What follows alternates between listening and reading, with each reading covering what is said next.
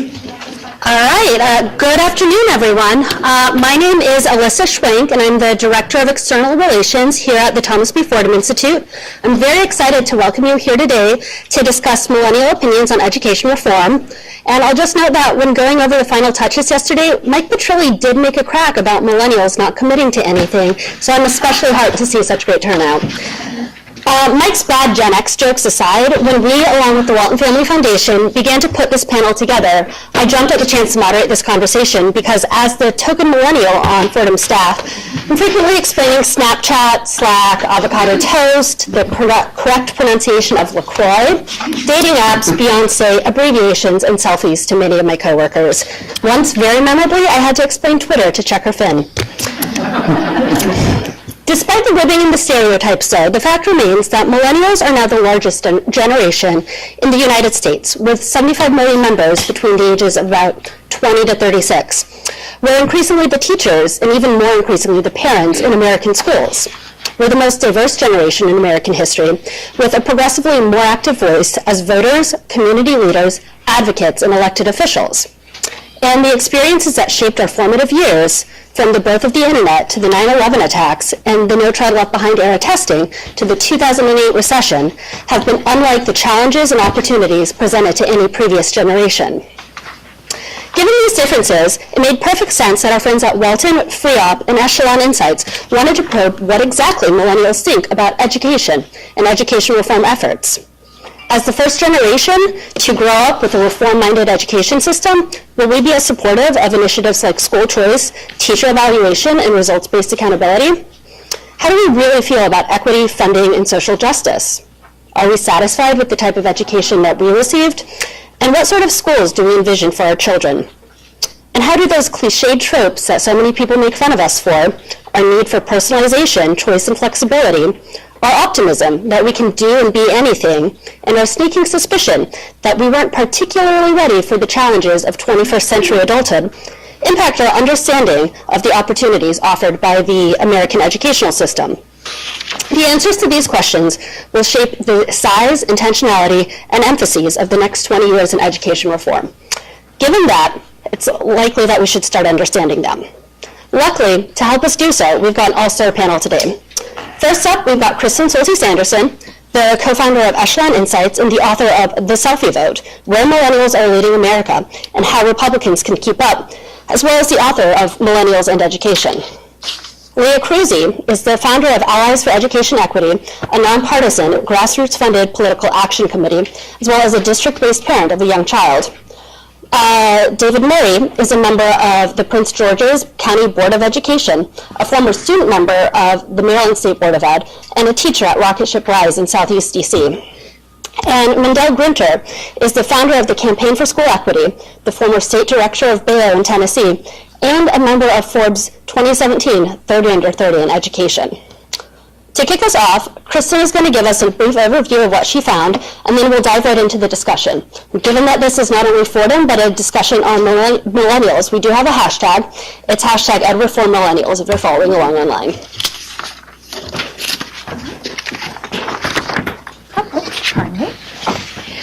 Well, thank you all very much. I'm very excited to be able to share with you the results of a survey that I conducted in partnership with the Walton Family Foundation and FreeOp, the Foundation for Research on Equal Opportunity. And what we wanted to do with this project was understand how millennials are thinking about K-12 education in America. Do they think it's doing a good job? How do they reflect back on their own experiences? And then what do they think we should be doing to improve our education system? So when we wanted to tackle this, we approached it, are we going to be scrolling through them, or? Okay, no worries. We conducted some focus groups followed by a survey of 800 adults aged 18 to 35, and we did an oversample of 300 K-12 teachers ages 18 through 35. And so throughout this presentation, I'll be going over some of the findings. Where interesting and relevant in the short time I've got, I'll try to do some demographic breaks here, but really want to give you an overview of how millennials are thinking about change in our school system. So the key takeaways are that millennials really get the importance of education when it comes to creating opportunity for people. And they're not sure that today's public schools are up to the task. They're really open to big changes in our schools. As you'll see here in a minute, when we present them with a contrast of which would you rather have, big change in our schools, even if it means we inadvertently get rid of some of the things people like, or would you be more afraid of not doing enough to change our schools? And overwhelmingly, millennials are afraid that we won't do enough to change our schools. And when we ask them what makes a good school, teachers are key. It comes in above things like having a lot of funding when we ask what makes a great school. But when we ask about certain reform priorities and policies, things like school choice and charter schools, we find that millennials are not necessarily deeply familiar with these concepts. So I'll start off by talking about opportunity and education. We wanted to see, do millennials get a link between education and opportunity in America? And so the first thing we said is, when it comes to having good opportunities in life to get ahead, which of the following do you think are the most important for having that opportunity? And when we ask people, access to a quality education comes in as the clear number one. We presented them with this laundry list of options, things like access to financial resources, the right connections and networks. And overall, and especially among millennial teachers, they get that education is the key. And then we followed that up and said, okay, if we're saying that education is the key to opportunity, what then makes it possible for you to get a good education? And so in our next question, we then asked, what creates a good education?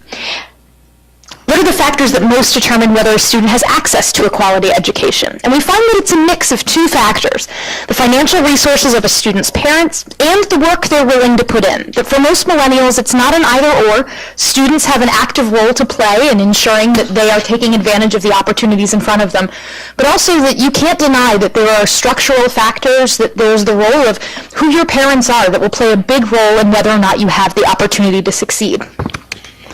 So what makes a quality school then? If we're going to talk about giving kids a quality education, when we ask this question of how do you think the schools are doing, when you think about your own time as a student in kindergarten through high school, do you think the education you got was very good, good, fair, or poor?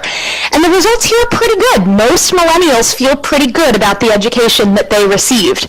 But then when we ask, do you think on average students in America today get an education that is very good, good, fair, or poor? Most say either fair or poor. So they're much more bullish about their own experience rather than overall, which is something that you see in lots of polling about public education, where people think their own local schools are pretty good, but that schools in America aren't doing well. For millennials, that dynamic holds true for their own education. So then we said, okay, well, which of the following, if any, then describe the impact that your K-12 education had on your life after high school? If you think you got such a great education, what did it mean? And we find that actually only 39% think that they were prepared to succeed in post-secondary once they left K-12. Even fewer report saying that they felt ready to succeed in a career in the workforce or to navigate life and real-world challenges. Now, you can look at this glass half full or glass half empty. On the one hand, if I'm thinking honestly, and I think back to my own K-12 education, was I ready to handle real-world challenges when I was 18 and graduated? Maybe not. But clearly millennials sort of are saying, yes, I thought I had a good time, I got a good education, but it didn't necessarily mean that my high school diploma had prepared me, was a signal that I was prepared for these things. And when we break it out by what type of degree you have, we do find that those who wind up pursuing a 4-year or post-grad degree, 62 and 68% respectively of them say, yes, when I left high school, I was prepared to pursue this education. But when we talk to those who say that they've gotten some college or just a 2-year degree, that's less than half feel that they were prepared to embark on that journey once they had gotten their high school diploma. And if they wound up not pursuing post-secondary at all, it's only 21%. So then we ask, okay, well, we asked you what you were ready to do. What do you think the schools should be doing? And again, respondents could choose more than one answer, but which of the following, if any, describes what you think students should be prepared by their public schools to do after high school? And we find that there's kind of a split. Half of all respondents say that it should be to succeed in college or post-secondary courses, but then half also say be prepared to navigate adult life and real-world challenges. Only 45% think that a high school diploma should mean that you should be ready to succeed in a career in the workforce. So there is some division within millennials about what exactly a high school diploma is supposed to mean. They think they got a good education, they're not sure what that education prepared them for, and they're not sure what education today ought to prepare today's students for. But when we ask them then to define what a quality education is, the answer is pretty clear. We say if you had to pick 2 or 3 of the most important factors in what makes a quality public school, which factors do you think matter most? And here, teacher creativity and flexibility come in at the top spot, followed fairly closely by a safe learning environment, positive culture in school, and strong parental involvement. So it's sort of culture. The culture in a school is how people are thinking of a quality education. And really, teachers are at the core of that. But then we ask the flip side. So that's what defines a good school. What about a school that's not doing so great? Not all schools are quality public schools. If you had to pick the 2 or 3 most important factors in what causes a school to be struggling, which factors do you think matter most? And here the top 2 are ineffective teaching at 46% and inadequate school funding at 41%. On the question of what makes a school thrive, money winds up coming in pretty low on the list. But when it comes to schools that aren't doing so well, while it's not the number 1 item we find, it is right up there with teachers. However, teachers we find both on the good and bad side. What makes a school great? What makes a school not so great? It does come down to what people think of as the quality of the teachers in that school. And so like I mentioned, there's a big appetite for change among millennials. Even if neither of these exactly represents your view, which of the following do you think you agree with more? That schools today need big changes in order to create opportunity for students. That we should seriously rethink how we recruit and pay teachers, structure our school days and school years, and what expectations we set for our students. Putting more money into an ineffective system won't really do enough to create opportunity for students. But then we wanted to contrast it, so you could pick either that one or the other option, which was schools today don't need big changes, they just need more funding. Instead of trying a bunch of new things, we should stick with what has worked and make sure we provide enough resources to our schools so schools and teachers can have a real chance to succeed. So given that contrast, it's one of those things where both of those statements you might agree with, maybe you agree with neither of those statements, but we wanted to push people to choose. How much is their appetite for change? And for millennials overall, by a 3-to-1 margin, they're saying schools today need big changes. And what's also notable is that for a variety of these questions and a variety of reform policies that we tested, millennial teachers are skeptical. Millennial teachers have big questions. But on the broad question of do we need big change, and that doesn't just mean more funding, even millennial teachers by a 69-to-31 margin say yes. And then we wanted to simplify it. Which of the following concerns you more? That we'll make changes in our schools that are too radical and throw out the things that are working best in schools today? Or that we won't make significant enough changes in our schools and the problems in schools will keep getting worse? And majority say they're worried that change won't be bold enough. So very briefly, I want to talk a little bit about what we find millennials think about teaching. So we ask, do you think the job of being a public school teacher these days is more or less difficult than it was 20 or 30 years ago? And millennials think it was probably more difficult. We wind up with about 65% that say definitely or probably more difficult. But for millennial teachers, 69% say it is definitely more difficult to do my job than it was for people 20 or 30 years ago. There's a real sense of feeling pressure. And in our focus groups, when we talk to these teachers, it was a sense that there are much higher expectations for what they have to do and that the role they're expected to play is more multifaceted than perhaps what was expected of teachers in the past.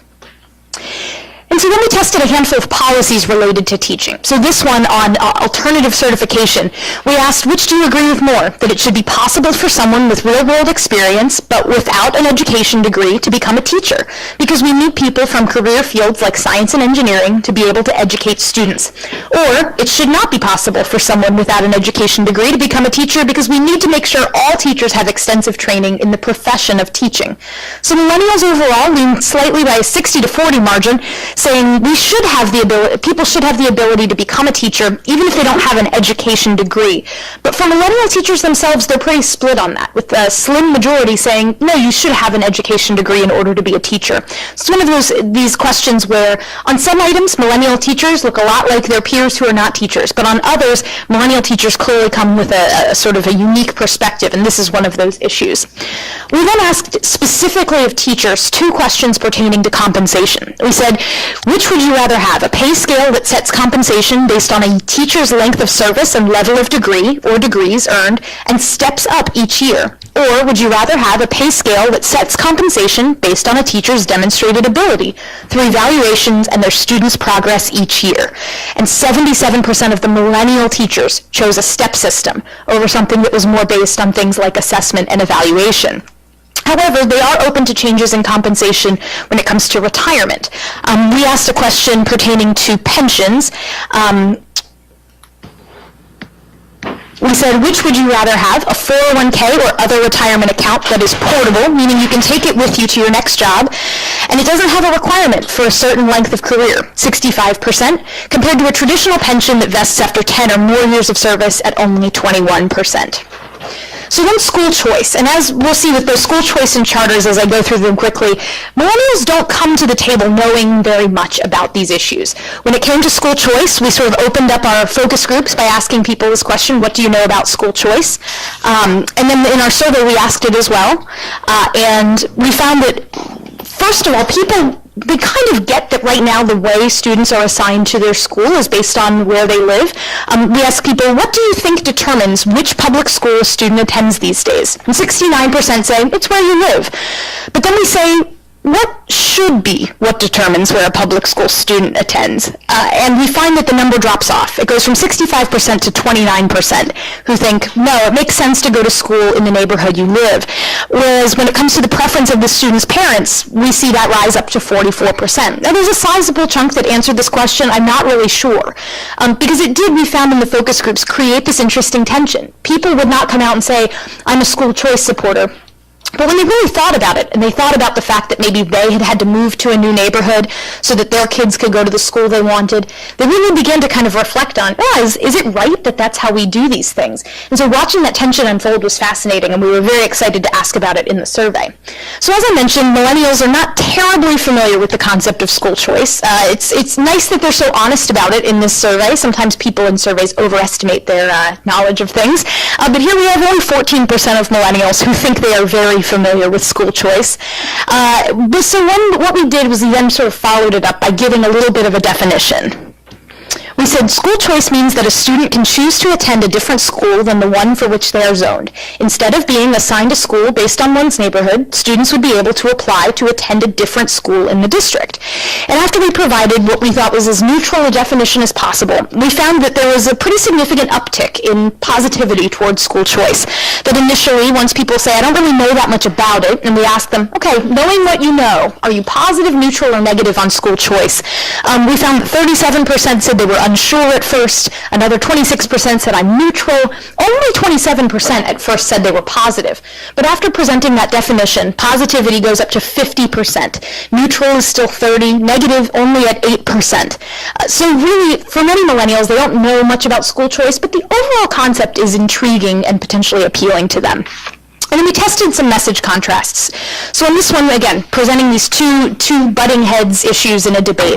Those who support school choice say that every child should have access to a good school, and that means parents should have the ability to put their child in a quality school regardless of their zip code or financial situation, especially if the school in their neighborhood does not set students up for good opportunities in the future. Versus those who oppose school choice, who say public money should stay in public schools, and that this just encourages districts to abandon struggling schools rather than working to fix them. So millennials themselves, by a 3-to-1 margin, say, yes, I pick the side of supporting school choice. I think this is a trade-off that makes sense. But among teachers, it's split, with the slim majority saying no. And the consistent theme we saw in the survey is anything that sounds like it's taking resources out of the public schools, that's where you lose teachers. They're very open to change. They're very open to trying things in a new way. But if it sounds like it's going to take resources away from existing public schools, they get a little bit nervous about that. And so that was a pattern that we saw throughout. So this is another contrast we did. Those who support school choice say letting parents send their child to a school of their choice in a district will put more students in schools that are providing opportunity while encouraging failing schools to change how they operate. Versus those who oppose school choice say that struggling schools do not need threats and pressure, but instead need help. What is needed is help for the students, the teachers, and the schools who are struggling. Here you find millennials by about a 62 to 39 margin choosing the support school choice argument, argument, but with teachers, the result is even more dramatic the other direction. And again, I think it's this idea of using school choice as a way to open doors of opportunity for students sounds like a good thing. Using school choice as a stick rather than a carrot, as a potential punishment for existing public schools, that's a fear that really resonates, especially with teachers. So then charter schools. Again, as we found with school choice, millennials not terribly familiar with charters. Only 14% say they are very familiar with the concept of public charter schools. So again, we provided a definition. Our definition is charter schools are public schools that are able to operate under a different set of guidelines than the traditional schools. However, they have to be tuition-free, open to all students, and not have special entrance requirements. In exchange for having flexibility to do some things differently than traditional schools, they are periodically required to demonstrate that they are doing a good job educating students and lose their charter if they are not performing adequately. So again, once we provide that definition, we see positivity increase. And initially, we have 35% who say they're unsure, another 29% who say they are neutral, only 22% positive about charter schools at first. But once we provide that definition, which again we tried to frame as neutral a definition as possible, we see positivity go up to 40%. There are still some 35% who are neutral, and a lot of that is coming, as we heard in our focus groups, from questions about, well, when you say they can do things different than public schools, what do you mean by that, by the traditional public schools? What are the things that are different? And so we followed up in our survey with a series of things that a charter school might do different than a traditional public school to see where there were concerns, what the appetite for change really looks like in practice. And we say, here are some examples of things a charter school may do differently than the traditional public schools in their area. Do you think each of these is a good or a bad thing? Now, longer school day and longer school year, millennials are not necessarily big fans of keeping kids in school longer. Again, we wonder if they're still remembering their own time as students, not necessarily wanting to sit in classrooms for much more. But when it comes to things like a more challenging curriculum, having teachers who have backgrounds in professions besides teaching, a culture that expects all students to be college ready, we find by 84% to 17% that this is a good idea. So when millennials are saying that they're open to charter schools, what they want to know is, are these schools that are raising the bar, that they're teaching a more challenging curriculum? Is that what's setting them apart? Because if it is, that's something that they're quite supportive of. And so again, we did these contrast messages. Which do you agree with more? Those who support charter schools, who say traditional public schools are often stuck in an outdated model, and charter schools can be more creative and effective in how they teach students, leading to more opportunity, especially for kids who otherwise would have to attend a poorly performing traditional public school. Versus those who oppose charter schools. They say they take resources away from traditional public schools and are only accessible to kids whose parents take the initiative to put them into the lotteries to get in, and that rather than having more charters, we should invest more in traditional public schools. Here again, with that question of the resources in traditional public schools, millennial teachers, 55 to 46, lean against, but millennials themselves overall, 63% lean toward, yes, the supporting charter schools argument. The idea that we are opening doors of opportunity for kids via charter schools is a positive thing. So with that, I think I'll go ahead and hand it back over to the rest of the panel. Thank you very much, and I look forward to your questions.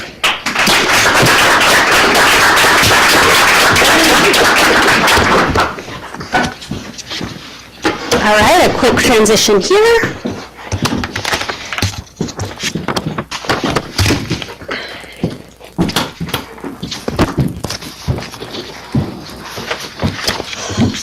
Okay, cool. Thank you, Kristen.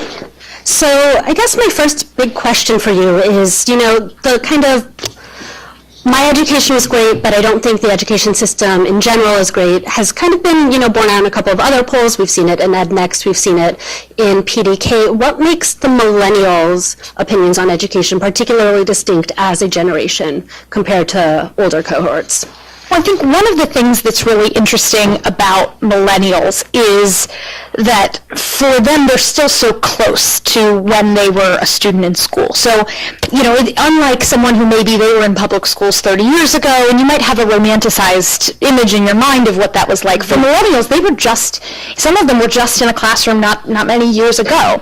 And so I think it's really interesting to study millennials because right now they're interfacing with our education system in so many different ways. As former students, they're coming in as people who are trying to get jobs in the workforce or get into higher education, and then they're also parents, they're also teachers. And so I think one of the things that has struck me about millennials is because they're still fairly close to their experience, having that memory of what they liked and didn't like, those are really productive and interesting conversations and focus groups. But I do think this appetite for big change is not just something that I've seen with education reform, but with policy areas across the board, that this is a generation that wants to disrupt things, that wants to do things a little bit differently, and that thinks that not all policy problems are just about dollars and cents. Not that it's not important, but that the world has changed and we need policies that keep up with that. Mandela, you work with a lot of parents and community members. Are you seeing that big appetite for change as well? Yeah. Okay, works. I think we're seeing that trend a lot.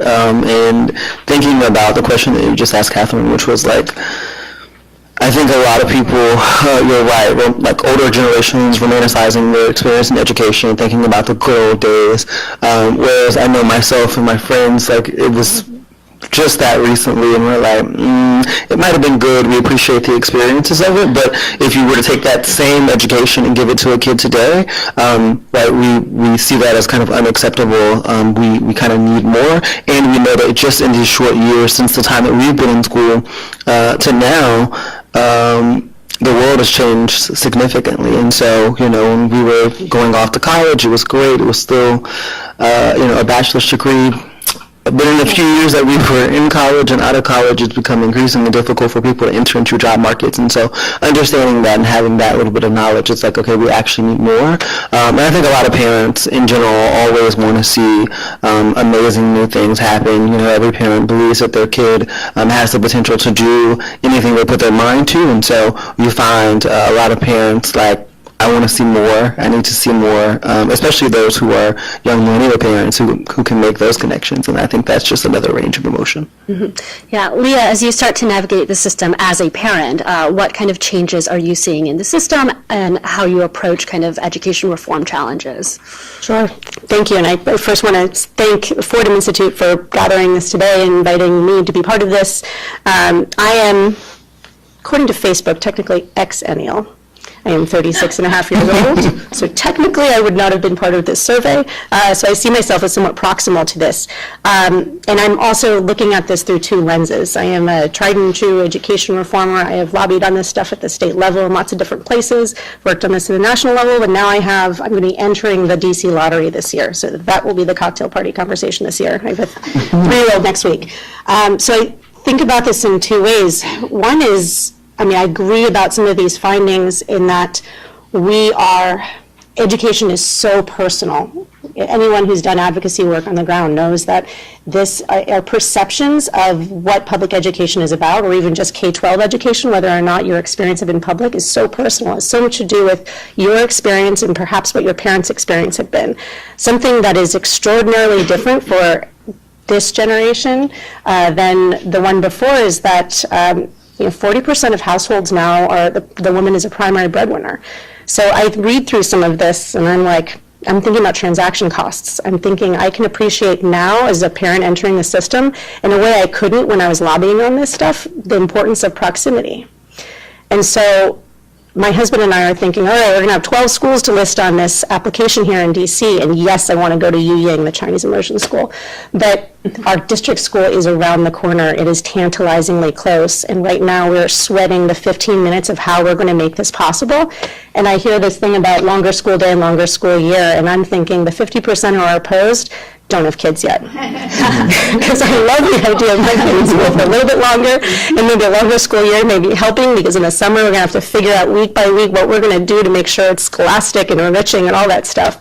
So I think my first reaction to the report is, we're not a monolith. And so the experience of someone who's 18 now versus someone who's 35, and someone who may have had a child much earlier is going to be very different depending on what stage they are in life. And that's true for any issue area, but I think that's going to be extraordinarily true with this generation, with the pace of change as quick as it is, that there's lots of sub-generations. Given kind of where we were at particular points in time, and I think particularly too, what our education levels are and where we're located as well. Right. Yeah. David, you just ran for election, or for elected office and went through an election process, were you seeing, one of the cliches we hear is, millennials don't vote, we're not engaged in the political process, particularly in kind of a local election on a niche issue, were you seeing kind of that level of engagement out of millennials, or it was like, focus on the presidential, focus on something else? Yeah, I saw a little bit of both. I was fortunate that my election coincided with the presidential election.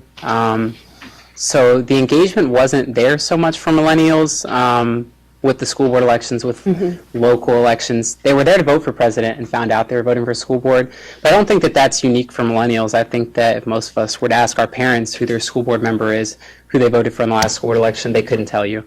I think that's partially a media thing. Media doesn't really cover local elections like that. Local newspapers have gone away. There's very little coverage. The best place to get information on Prince George's County schools is a parent blog run by very active parents in the school district. There's just no one covering issues that aren't very big. Millennials engage when they feel a part of it. So, I mean, people that I went to high school with, people that I went to college with were so excited to see someone that they know, someone that was young, stepping up right away and getting interested. Prince George's County actually has, I believe, the youngest school board in the entire country. I'm 25, another peer that was elected who's 25, another it's 24, and we have a high school senior who's a student board member. And so when young people get active, other young people look over and say, that's something that I could be a part of too. Cool. That's a very young school board. Very cool.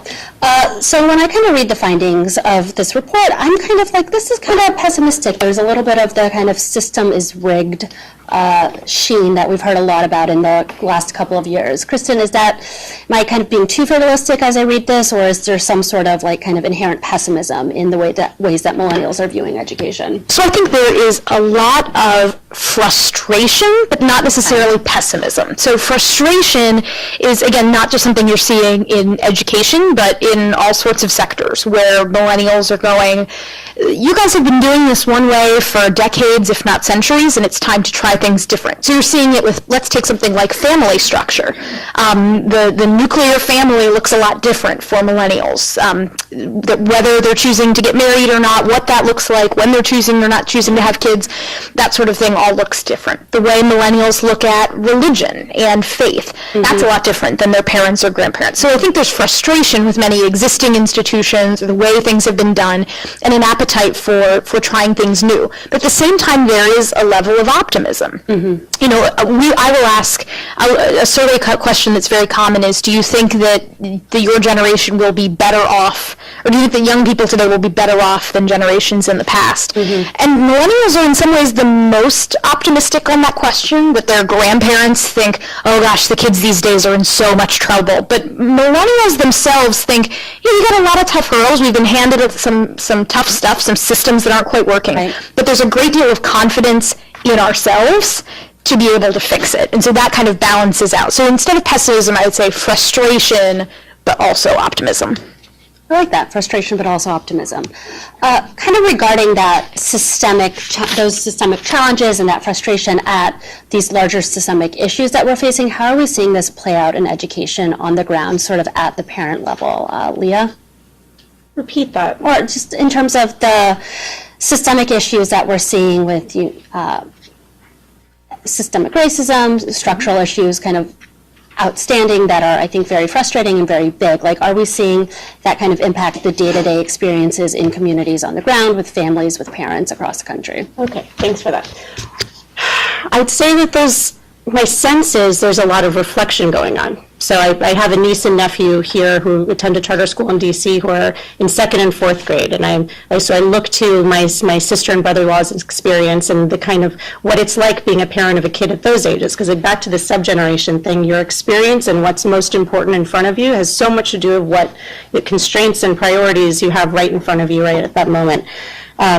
So I'm hearing around my neighborhood a lot of reflection of what role should I be playing. So groups like Kindred here in DC, Laura Wilson-Phelan's group, working on and bringing parents together of different backgrounds to improve the kind of dialogue as our schools are thinking about proactive, she doesn't want to use the word integration, I know, but she wants to bring together groups from different backgrounds to have better dialogue together. And I see, and I hear from my parent friends that are not necessarily in the education reform world, asking these kinds of questions out loud. What role do I play? What can I do?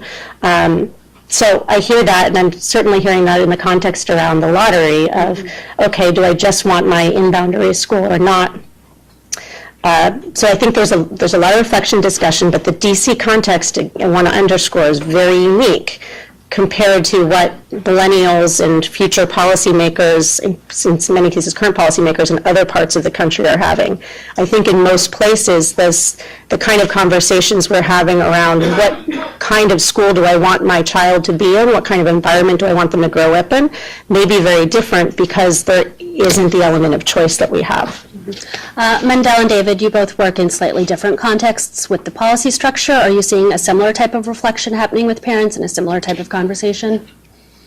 Well, I think in Memphis, where I am, we're seeing a lot of parent and community pushback on broader education systems, especially as we have a conversation around like race and social justice for our students. Memphis is still a city, it's 65% African American, it's still very black and white along a racial divide. Our larger school district is now broken up into 8 school districts as we find wealthy suburban white families moving to create their own districts after a district merger. And so a lot of that tension is, okay, we need to make sure that we're sending our kids to schools where our students know that they are loved, that they have teachers who have a cultural competency to talk about a lot of these social justice issues that are happening around the country. But then also as we think about other issues, where we are in Memphis and the Deep South, there are a lot of conversation in our city around Confederate monuments and how we remove those structures and what that means for our students.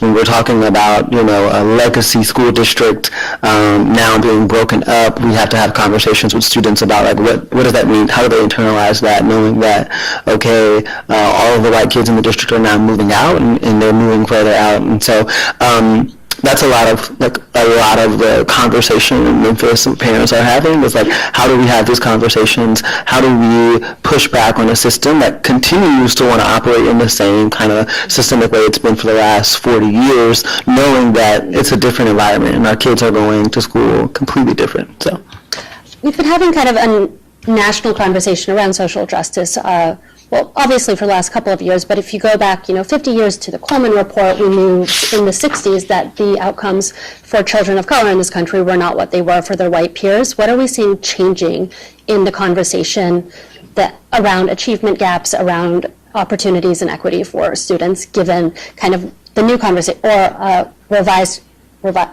reinvigorated conversation around social justice that we're having? Yeah, one, we just had a conversation recently where we kept asking ourselves this question of like, are we stuck in this moment where we just keep talking about achievement gaps between students of color and more affluent kids? Like, in ed reform, that's the conversation always over and over again, but can we change the conversation that all students should be getting a great education, right? Where we focus less on racial achievement gaps and more on making sure all kids are rising to high expectations and they're doing well. And so, especially like where we are in Memphis, it's not looking at a black-white achievement gap ratio, but it's looking at where are all of our kids here changing, and it changes the conversation because then you stop thinking about, well, okay, we need to make sure that all of these low-income kids get a great education to all students, and then it shifts and you're not focusing your attention elsewhere.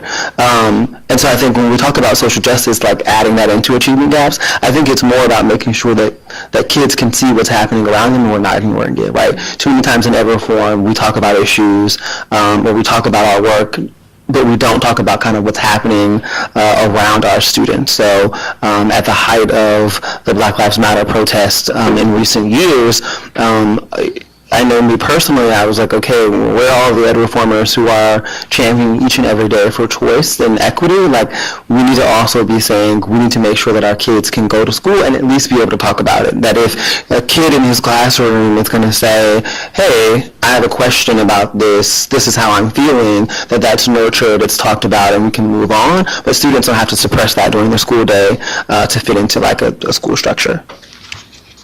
Yeah, I was just going to say, using the two different lenses, I'll mix metaphors, I'm sure. the parents are what drive the school's budget, which is why this stuff is so controversial. A charter school can't exist without the per pupil dollars for kids. Same thing with the district school. And so parents are the consumers. The children are the ultimate beneficiaries of this. But when we turn it around, and as an editor, our job is to constantly do that, then the social justice stuff isn't actually a separate silo, it's actually all of it. Because we are ultimately, what is important to each kid is therefore important to making what is going to make this school successful to achieve the objective of ensuring every kid is learning well. So now, back to the question you had asked me last, I'm thinking about, yes, especially over the last year or so, I find among my parent friends, some who are educators and work in education reform, some not, is this question of what role do I have to play in this? What kind of environment do I want my kid to grow up in? And what does my kid share in common with a kid that doesn't look like my kid? So that gives me a sense of optimism, in as much as I balance that every day. It depends on the time of day. If you're going to ask me if I'm optimistic or pessimistic about where we're at. Optimistic but frustrated but optimistic? Sure, and I translate that to action. Sure. Very cool. Kind of along that same line, you know, one of the things that I think Generation X and have sort of championed was this move to integrating schools, having schools that mixed kids from different socioeconomic classes, different races, et cetera. But then, you know, you look at the school system today and that didn't really happen. Do we predict that that's going to change as millennials come into positions of power as elected officials, as community advocates and parents? Or is our prediction that in 10 years we're going to see the same sorts of demographic shifts and moves to the suburbs that we saw in previous generations? I hope not, but I think history repeats itself, and there's this ebb and flow to everything. I think most of the millennials that I know, it's this effort to make sure that you're raising kids in a diverse environment where they don't feel the need to point out every single difference that they have with one another. But I totally can see some millennials wanting to move out to the suburbs, but I don't see that happening a lot. I think more and more I think of millennials, and we're not a monolith, but I see millennials as wanting to be around people who are not like them, wanting to be as diverse as possible, and pushing back against those stereotypes of you got to take your kid to the suburbs to get a great education, when I can send my kid to the school right around the corner and know that they're going to get good educations. But I think that's why this work is important. Kristen, anything showing up in the polling that might indicate where parents of young children are headed on this issue? So I'll go a little more broadly, and this may answer this question or touch on a few others, but I think it's important to understand how millennials as a generation think through the question of what is right and what is wrong. So there's a book I recommend everybody read. I'm sorry, I'm assigning homework, but it's called The Righteous Mind by a social psychologist named Jonathan Haidt. And he goes through and tries to figure out what are the things we use to decide what are right and wrong. It's kind of colloquially, it's called moral taste buds, right? Like when you taste something, it is salty or it is sweet, and these are the things you use to determine, do I think it tastes good or not? And so for morality, he identifies a handful of taste buds. Things like, is something in keeping with tradition? Is someone being loyal or adhering to authority? Which is why, for some people, the idea that, you pledge allegiance to the flag, it's a moral issue for them that you do that. Interestingly, there's a study that shows that people who are political conservatives tend to be more grossed out when someone double dips a chip, because this purity value is much stronger for them. All of which is to say, that for millennials, what I consistently find as a pattern is that there is this value of care and harm. Is someone being cared for or someone being hurt? And that is, I think, the core of how they're making decisions about right and wrong, which is why you hear this phrase, well, it's not hurting anyone. I think that's why you saw millennials move so quickly on questions of LGBT rights and things like same-sex marriage. I think it's why you see millennials are so open to things like legalized marijuana. Because if you look in the polls, millennials are kind of anti-smoking and are more likely than previous generations to think it's bad for you and dangerous. Things like binge drinking, drunk driving, millennials are actually fairly judgmental about those things, and good on them. But then for things like smoking pot, they say, well, it doesn't hurt anyone, so it's totally morally acceptable to do. All of which is to say, this question of is it hurting anyone, I think is the moral core. And so if we have an education system that is hurting people, I think that is a moral crisis for this generation. What do we do about this? And I think that is the question, whether it's the things that I presented, if there's a sense that students or teachers are being hurt by a potential change, that's where you'll see this pushback. But if there's a sense that the status quo is hurting people, then you get that real appetite for, we need to do something. This is just not right. Yeah. David? Yeah, I'll jump in there on that point. I think that you're definitely right about millennials not wanting to do any harm. They're not trying to do anything wrong, but I am honestly really concerned about the integration or lack of integration of schools all across the country. I don't think it's so much a city versus suburbs divide anymore. We see white people moving into DC in large numbers. I think what we're looking at now is segregated neighborhoods. Even in Prince George's County, there's largely pockets of African Americans, there's pockets of Latinos, and there's pockets of whites. They're not really intermixed in any meaningful fashion, and that plays out in our schools in a very painful way. I think that until people realize that the way that we're living is going to impact the way that our students go to school, until people look to the left and the right and their neighbors don't look like them, then our schools are not going to look as integrated as they should be. And I think that's really hurting minority students in America right now. It's not right. So, Sorry, I just wanted to jump in here for a second. Also think, I'd add to your point, to the thinking about what gentrification is doing to our schools and our communities, and a lot of urban communities we'll find where we are having more wealthy families moving into urban areas, it's displacing a lot of families that would be there, forcing them to move outward or closer in proximity to one another, which changes the demographic of our school. And I think that's something to highlight, because we shouldn't miss that. I think it's happening. When I lived in New York and Brooklyn, we all know what Brooklyn looks like now, but in a lot of urban cities, like you said, in DC, and so I just don't want that to be mixed. Like, thinking about the role that gentrification plays in changing our school makeup is important. given kind of the millennial attitudes and opinions on school choice, which were, didn't have a ton of familiarity about it, but once they learned a little bit more, we were more supportive of it. How do we see school choice as potentially making a positive impact on that challenge? So school choice is very broadly defined here. I'm thinking right now of San Francisco and this latest report from Innovate Public Schools about how in San Francisco you've got this ballooning, the median income is way high, real estate is crazy, makes DC look affordable, and they actually have some form of school choice there. So there's an ability that a kid can access a school that's not in their immediate proximity, and yet, and I'm sure I'm inaccurately quoting this report, but that the low-income children and children of color are clustered in a very small number of schools that are also the schools that are the least supported, lowest quality teachers. Again, I'm sure look at the report. But meanwhile, there are parents that are asking to have another KIPP school in their neighborhood because they're not getting access to a great school. So we've got a social progressive city. We've got millennials who are open to change. I'm extrapolating some insights from the report and applying it to this one place, but it's a bit of a conundrum there. There is some school choice. It's not as, on the spectrum of the kind of school choice that I'd like to see, that all kids are getting access to good education. It's not necessarily happening there as we see in the empirics.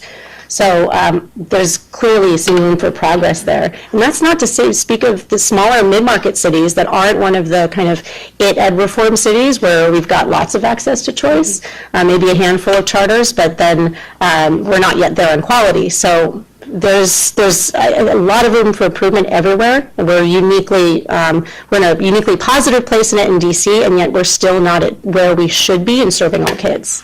Mendel, do you think it's, creating great schools and just having a lot of great schools, and that will kind of help mitigate the problem? Yeah, I think she's absolutely right. I think we do have a little bit farther to go. I think school choice works when everyone knows about it, and I think a lot of our communities, families still don't understand all of the choice that's available to them, or even how to leverage it. I think one advantage that more affluent parents have is they have the time and the ability to think about, here are the options that are available to me. I'm going to process, where I want to apply, where I want to send my kid, how I'm going to make it happen. And a lot of income families don't have that advantage. They want their kids to get a good education, but they're prioritizing a lot of other issues, like housing and work and waging, and thinking about, how they're going to survive over the school that should be good. And so I think, the more families that understand choice, that know how to leverage those options, I think we'll see that progress. And I think once we have quality and great schools, I think then we get to a better situation, which is more kids having access to greater opportunities and being more successful.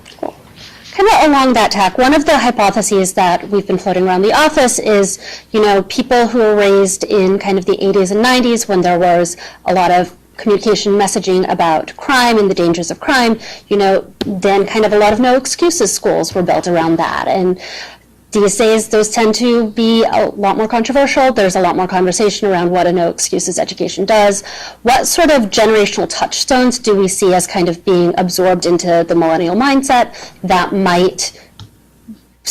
we'll start seeing in our schools? Like, David, I know you're working at a rocket ship, which has a ton of tech opportunities. Do you see that as something that's really attractive to parents in terms of choices? Yeah, I think that's definitely an asset.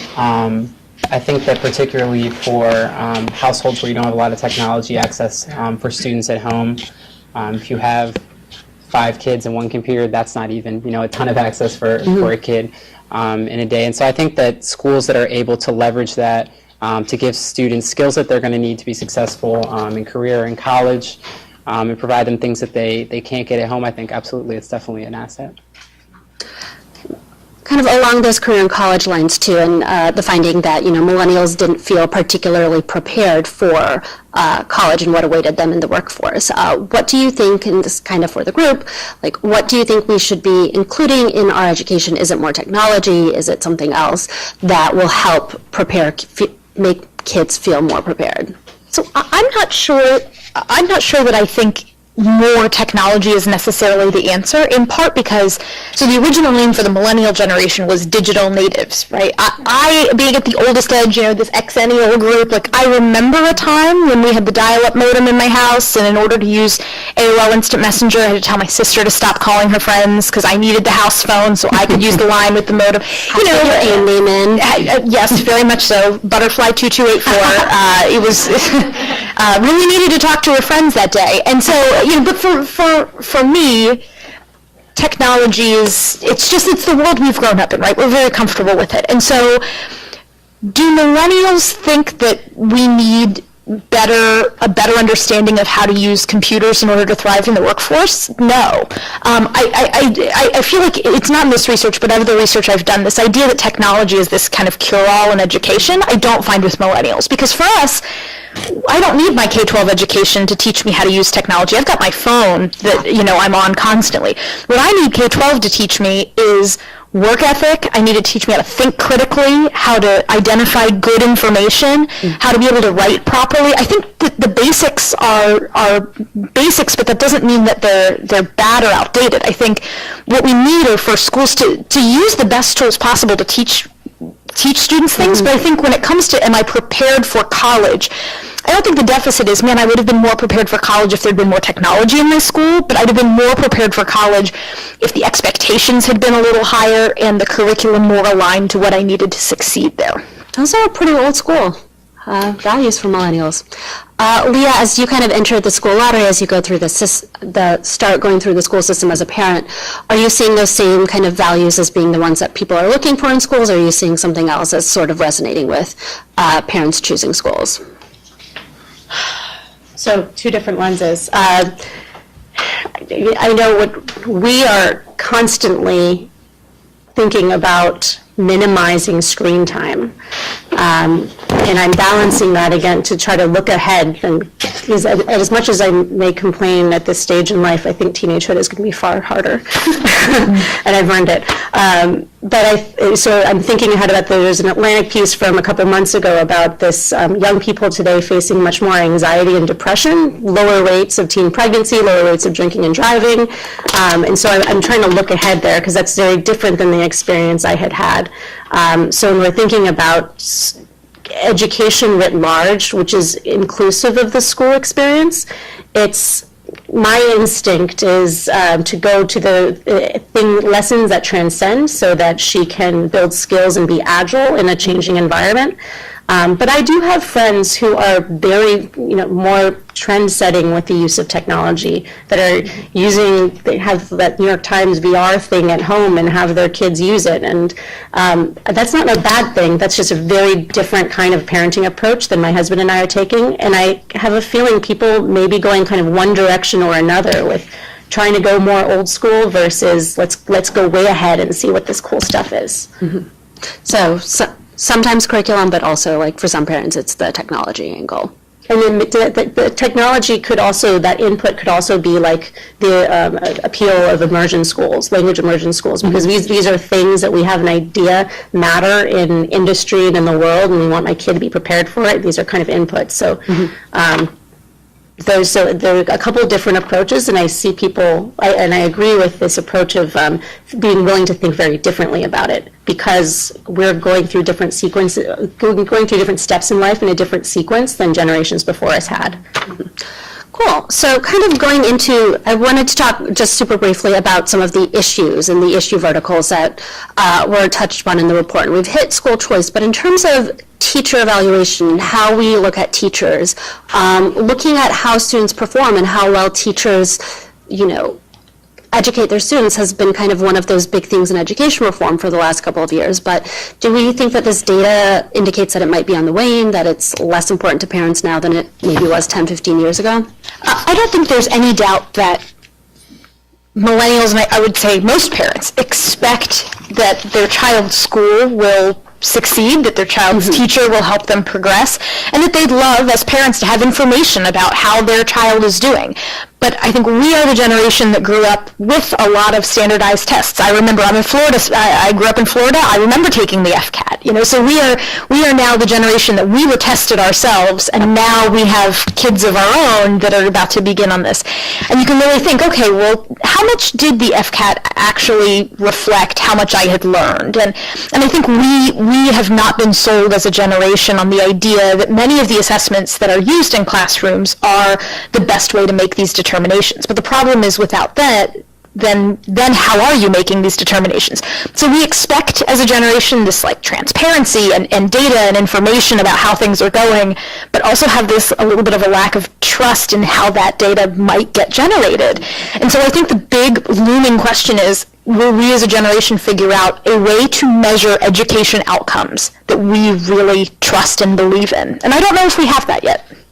Yeah, I totally agree with that. I'm already seeing questions of people being uncomfortable with one kind of preschool that may be associated with lots of academics or testing, and the ed reformer in me wants to roll my eyes and be like, don't you understand how important this information is? And yes, we don't want to badger your kid into memorizing XYZ before school, but we don't deny that we need to know the alphabet, and that's going to be kind of foundational. So yeah, that's what, as a parent, I'm a bit frustrated with at this point, and I anticipate more of that to come. Yeah, I agree. Mandel, how do we communicate with parents around these big shifts that we've had in the last 10 years in education? There's been Common Core, there's been new tests, there's been a lot of changes, and they're all really well intentioned. We want to make sure kids are learning and doing their best and realizing their potential, but how do we make sure parents are hearing that?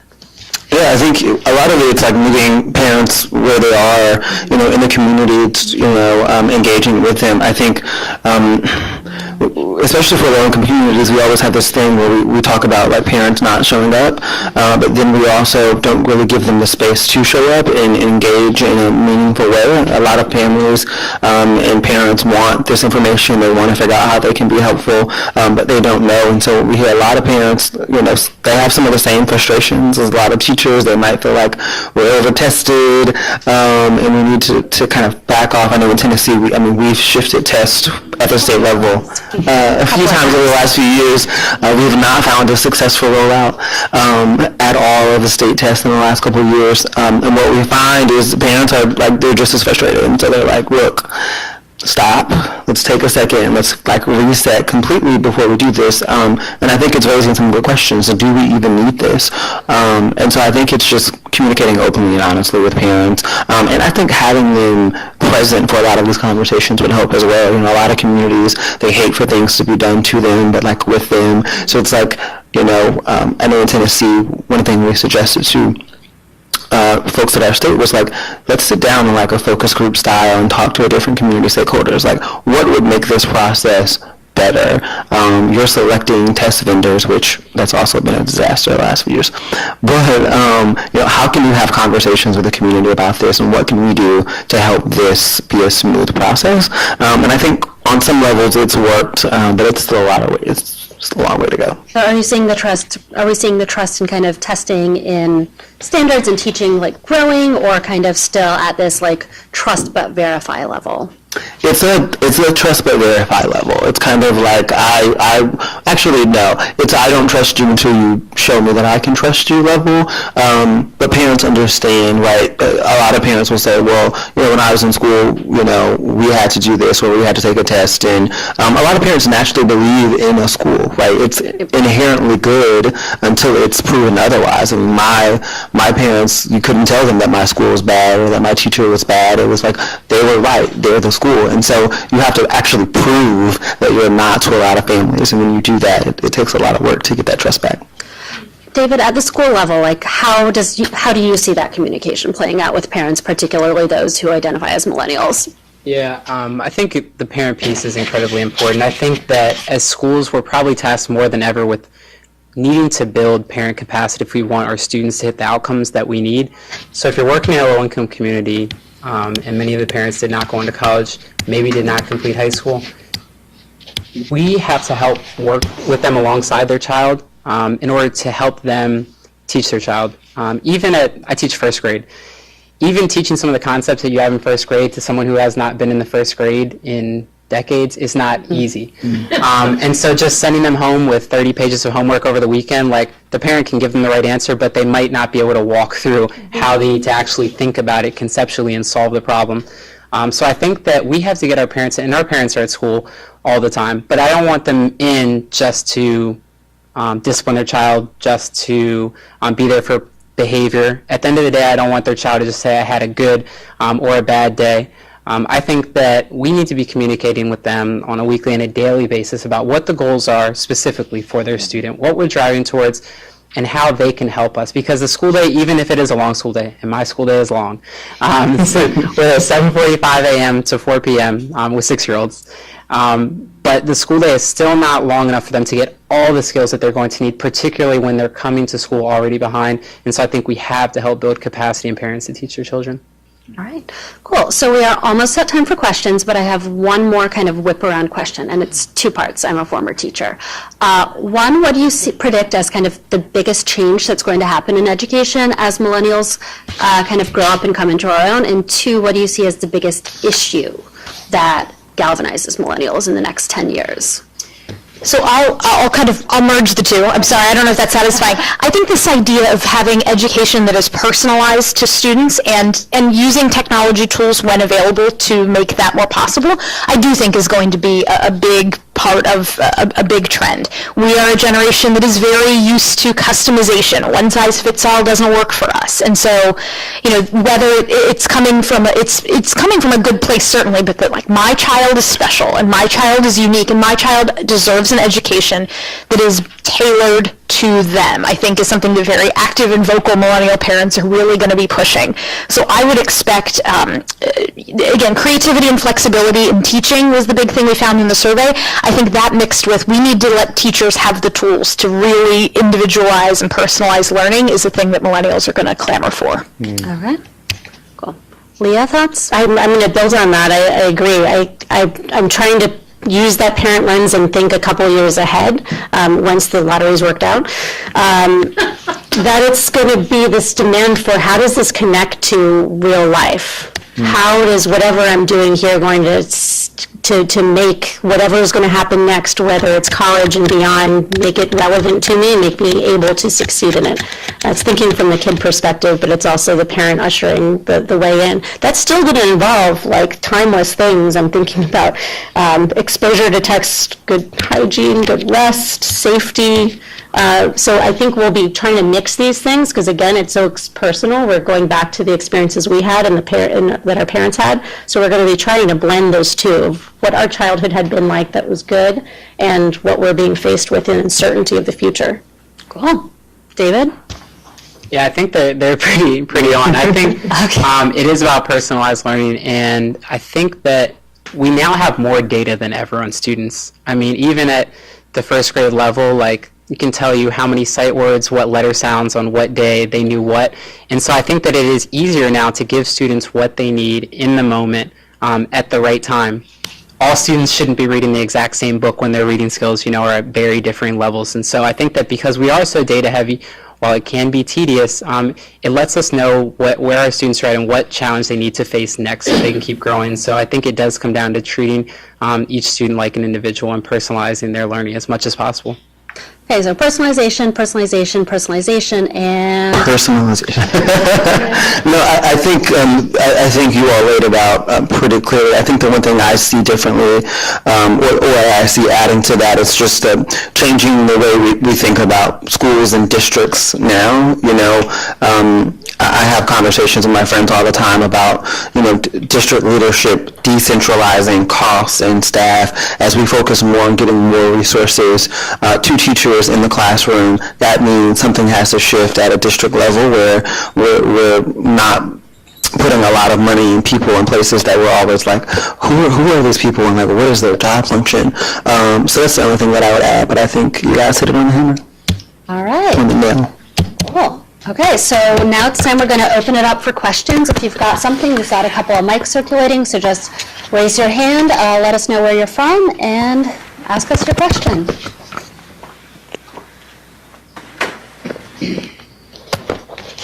Have we covered everything? Oh, over here.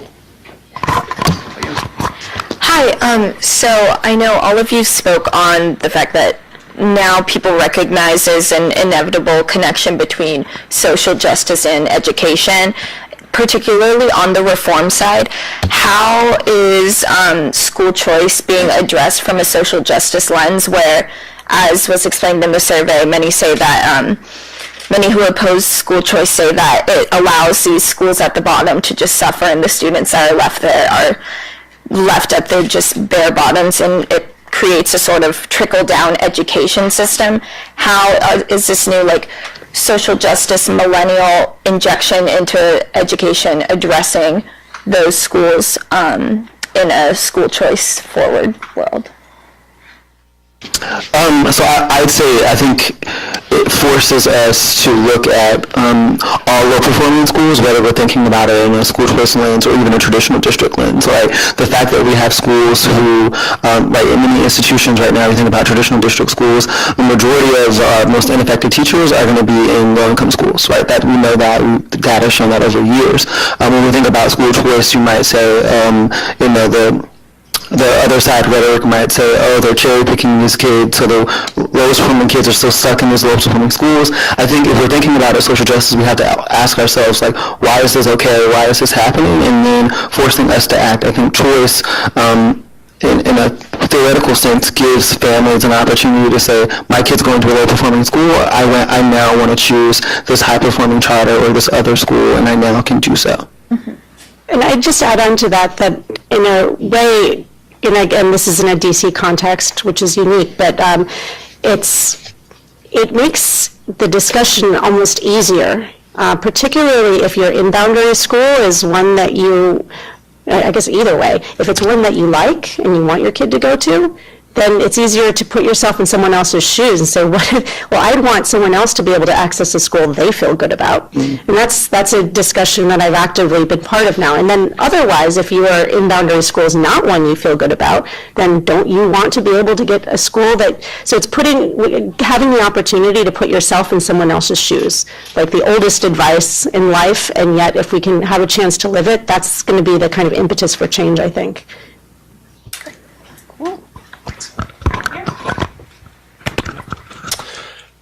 So I have a couple questions. The first, Where are you from? Dave, I'm from Education Week. Cool. One is we cover a lot on the emergence of social emotional learning, which wasn't touched on too much, and I'm interested in knowing what you all think about the emergence of SEL, where that goes kind of moving forward. This idea of children learning soft skills, growth mindset, grit, and all that, as well as teachers having to be more than just a teacher in schools, and how they can be prepared for that moving forward. And then the second thing falls upon, I think the data is excellent about school choice and charter schools and what millennials think on those issues. But I wonder if we're not allowing enough room for the idea of it depends. If someone were to ask me what I think about charter schools, if I support them, I say it depends. And I think it's this lens of for instance, in the Betsy DeVos nomination hearings, there were a lot of pro-charter advocates who were very against how Betsy DeVos went about charter schools, or her views on that, and how do we allow that into the ed policy debate and the discussion, this idea that that maybe it's not us understanding the issues, but really having a more nuanced idea of it and not being necessarily yes or no on the spectrum of those issues. Sure. So I think that's a great question. And, part of what we wanted to do with some of those where we would only offer the two choices and say, even if neither of these exactly represents your view, which way do you lean, is to kind of just get a sense of which way the wind is blowing, which way are people's instincts pushing them. It doesn't mean that they're all going to go out tomorrow and vote for, school board members that support X, Y, and Z, but it's kind of a taking of a temperature. But there's some information that I didn't have time to put in this deck, but I would encourage everyone to check out the report that we did. You can find it, Echelon Insights on Twitter. We've posted, we've got a PDF, you can download the whole thing. One of the things we did on something like charters is we said, okay, or on choice, we said, look, in principle, you may or may not like the concept of choice. Now I want to give you some examples of the types of school that you could, if you were taking those student dollars and going to a different school than the one for which you were zoned, which type of school would you be comfortable with? And people are pretty comfortable with the dollars following the student to another traditional public school. And they're pretty comfortable with the dollars following the student to a public charter school. But it becomes less and less comfortable as you get into things like religiously affiliated private schools and things like that. So to your point, not all choices are viewed the same by millennials. But the broad overall environment is this inclination to thinking that choice is a good thing. And just add on SEL, so there's kind of two questions, not even two parts to your question. The first piece on SEL, I'm definitely thinking a lot about that as a parent. When I'm thinking about what is not going to change, I'm thinking about timeless skills and characteristics and traits that I want my daughter to be able to take with her, because I don't know what the future is going to look like, job-wise, anything. But SEL is really almost it's a term that the meaning of which, the substance, has long existed before we had the term SEL. So I serve on the board of the Center for Supportive Schools, which has been around since 1979, and their flagship program, which is all about making schools safe, supportive, engaging, and inspiring through capturing the student leader. It started in 1979, so it's been around for a long time, and the idea of students need to build the capacity to have empathy and grit and all of that, and that translates translates into academic outcomes, that's nothing new. We're just calling it something new. It's then been with the fifth indicator at the SI, it became like a real big thing. But then on the charter question, I mean, it's more like, are you supportive of bottled water? You know, like, it's kind of a fraught question. And I think in asking it that way, it forces almost a politicization of it. Obviously, I want great quality tap water everywhere, but I want to be able to have bottled water. And so, I mean, and then you can get into a separate argument about like reusable bottles, but, I guess I push back on that a little bit. And most of the country, charters just don't exist, so it also becomes really politicized, because then someone is just going to rely on the most easily accessible headline that they saw, and that's full of kind of either misinformation or just kind of incomplete information. And just adding to that, I think I would agree with you. I think the conversation on like, do you support charters, do you not support charters, I think we need to get back to like, do we support high performing schools in general versus do we not support low performing schools? I think, you know, when you asked that question, I was like, I mean, when we think about talking about public education, for example, like if someone said, oh, do you support public education? I don't think anyone's going to be like, it depends.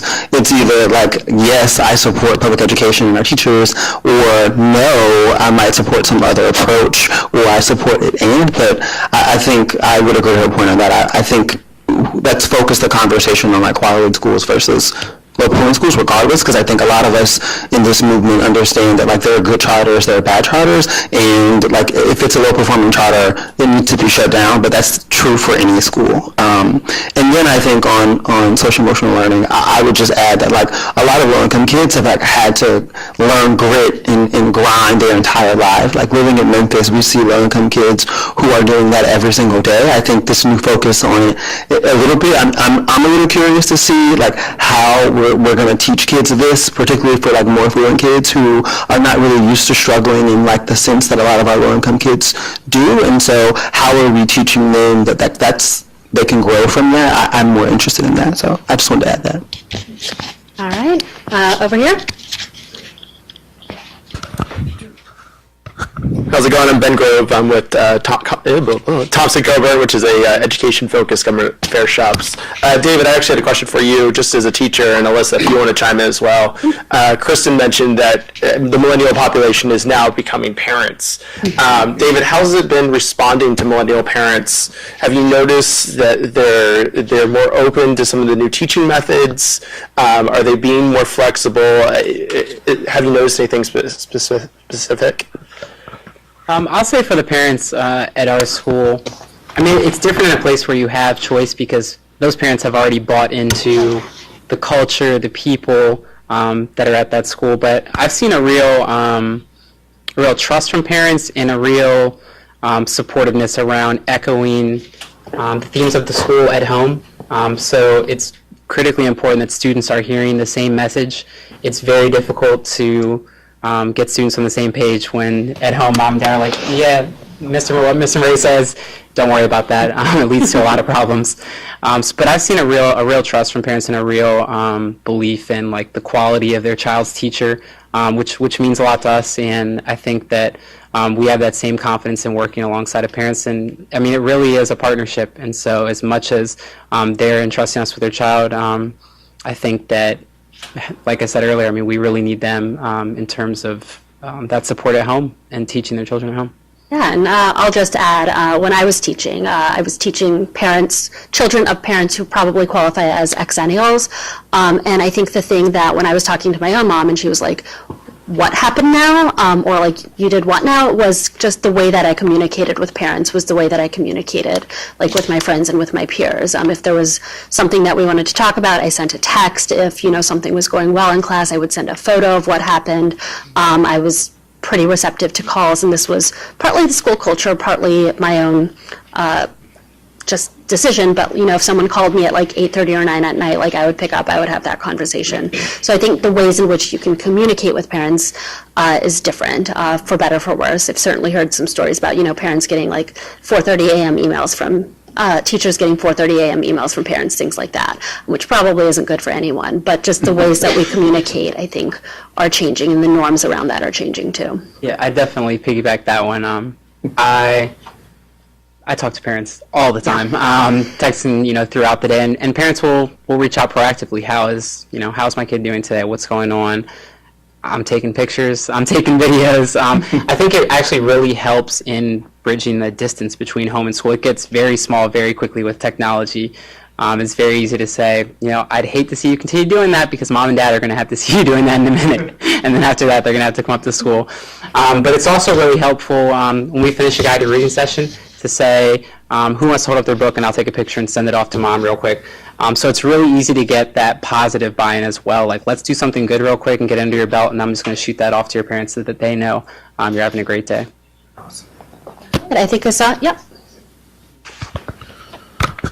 I'm interested in the survey design and specifically on whether you looked at whether the respondents were privately educated, publicly educated, or charter educated, because millennials are the first generation that could have been charter educated, and wondered if there were any interesting gaps or differences in opinion based on those identifying factors. Sure. So we did ask our respondents what type of school were they primarily in, because we know many kids are not in a traditional public school from K through 12. Maybe they spent a year or two at a charter or a year or two in private school. So we asked people, most of your years in public school, what type of school were you in? But our sample size of students who reported that they had mostly been in charter schools was small enough that it was hard for us to do anything with that data.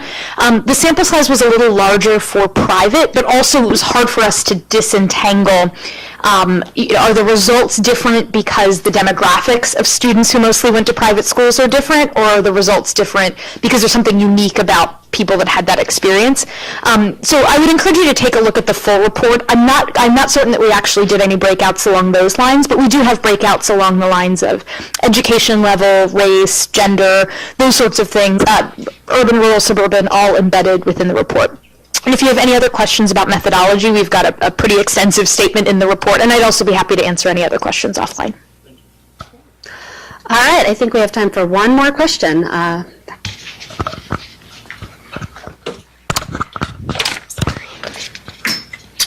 Hi, my name is Rochelle, and I'm with the Institute for Justice, and you all harped on personalization, and someone who just graduated from public school 4 years ago, I thought my public school education was very inadequate. I did not feel prepared for college, and I think a large part of that was the personalization factor. I felt like the teacher was able to take the time to personalize education for students that were behind, but didn't have the time to do that for students that were ahead.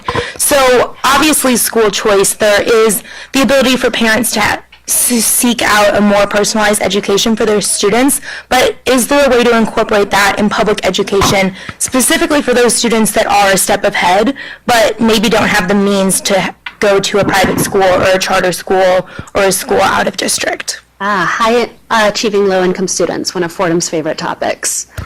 Cool. So yeah, how can we leverage personalization in that way? What opportunities do we see? Well, I'll caveat first by saying I don't think I meant to say personalization.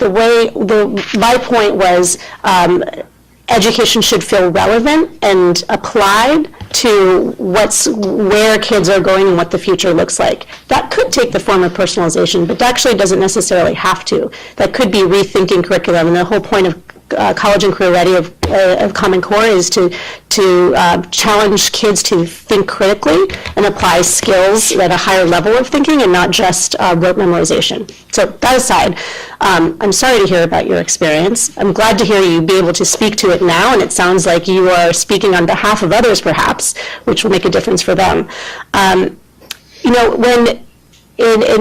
I hope to see is kind of loosening of what in the past has been rigid eligibility criteria, so that I'm on the board of the Washington Leadership Academy here in DC, and it's a charter high school that is civic and tech focused, and we're talking with nearby colleges to be able to enable our kids who may have tested out or be able not getting what we can provide them access at that at that school. Dual enrollment is also something where kids who are, who their high school doesn't give them access to it, they may be able to simultaneously enroll in college and get credit for it, which then they can apply when they go on to college. We need to see a lot more of that. And the loosening of these rigid eligibility criteria means that the kid can be able to use those. When we think of school choice, we could also think of course choice. That's been attempted in some states already. Take the dollars with you and be able to use it somewhere else. This has been practiced in a lot of different places, and I think it's easier to apply when there happens to be a college or university nearby, but there are many more opportunities for that. And I hope for those a couple years behind you that your high school may be thinking in that direction. So I hope you share your concern with them as well. Cool. All right, any final thoughts before we let everyone at the food? All right, well, join me in giving a hand to all of our panelists. Thank you guys so much.